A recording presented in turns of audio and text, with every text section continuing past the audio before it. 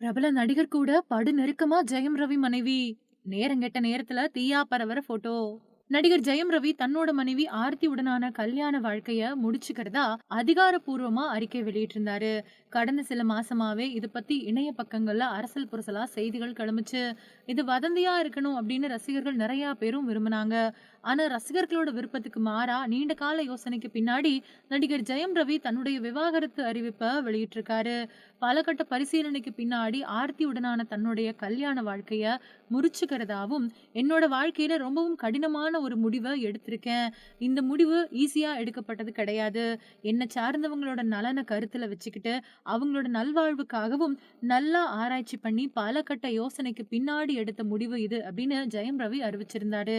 தமிழ் சினிமாவோட முன்னணி நட்சத்திரமா வலம் வந்துகிட்டு இருக்கக்கூடிய நடிகர் ஜெயம் ரவி பிரபல எழுத்தாளரும் திரைக்கதை எழுத்தாளருமான மோகனோட பையனாவாரு. ஜெயம் ரவி அவரோட அண்ணன் மோகன் ராஜா இயக்குன ஜெயம் படத்தின் மூலமா தமிழ் சினிமாவுல ஹீரோவா அறிமுகம் செய்யப்பட்டாரு. சம்திங் சம்திங், சந்தோஷ் சுப்ரமணியம், தீபாவளி, பொன்னியின் செல்வன் அப்படின்னு பல்வேறு வெற்றி படங்கள்ல நடிச்சிருக்கக்கூடிய அவரோட நடிப்புல இப்போ பிரதர் அப்படிங்கிற படம் உருவாகிட்டு இருக்கு. இந்த படத்துல இடம்பெற்ற மக்காமிஷி அப்படிங்கிற பாட்டு இளவட்டங்களை ரொம்பவும் கவர்ந்து ட்ரெண்டிங்ல இருக்கு.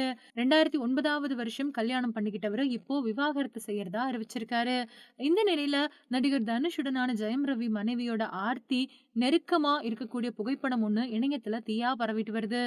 இத பார்த்த ரசிகர்கள் நேரங்கெட்ட நேரத்துல இந்த போட்டோவை யாரா ரிலீஸ் பண்ணது அப்படின்னு புலம்பிட்டு வராங்க. ஆர்த்தி அப்புறம் ஜெயம் ரவி இவங்களோட விவாகரத்து பத்தின விஷயம் இப்போ சமூக வலைதளத்திலயும் மக்கள் மத்தியிலயும் சூடு பிடிக்க ஆரம்பிச்சிருக்கு. இவங்க 2 பேருமே 18 வருஷங்களா தம்பதிகளா இருந்துட்டு வராங்க. இவங்களுக்கு 2 பசங்க இருக்காங்க. இந்த நிலையில பெரும்பாலும் ஆர்த்தி பத்தி எந்த ஒரு செய்தியும் முன்னாடி எல்லாம் வெளிவந்ததே கிடையாது. அப்படி இருக்கும்போது கொஞ்ச மாசத்துக்கு முன்னாடி ஆர்த்தியும் ஜெயம் ரவியும் பிரிய போறதா சமூக வலைதளத்துல செய்திகள் வலம் வந்துகிட்டு இருந்தது. ஆனா அதுக்கு எந்த ஒரு அதிகாரப்பூர்வ தகவல்களும் வெளிவராததுனால அதை யாரும் பெருசா கண்டுக்கல. இந்த நிலையில சமீபத்துல ஜெயம் ரவி தன்னோட மனைவி ஆர்த்திய விவாகரத்து செஞ்சுக்க போறதா அறிவிச்சிருந்ததுக்கு அப்புறமா நிறைய பேருக்கு இந்த விஷயம் அதிர்ச்சியை ஏற்படுத்துச்சு.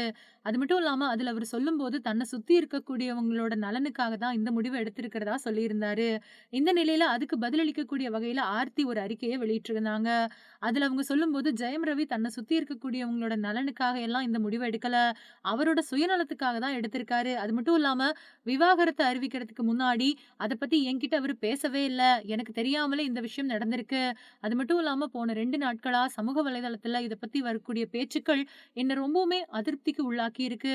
இது என்னோட குழந்தைகள பெருசா பாதிச்சிருக்கு.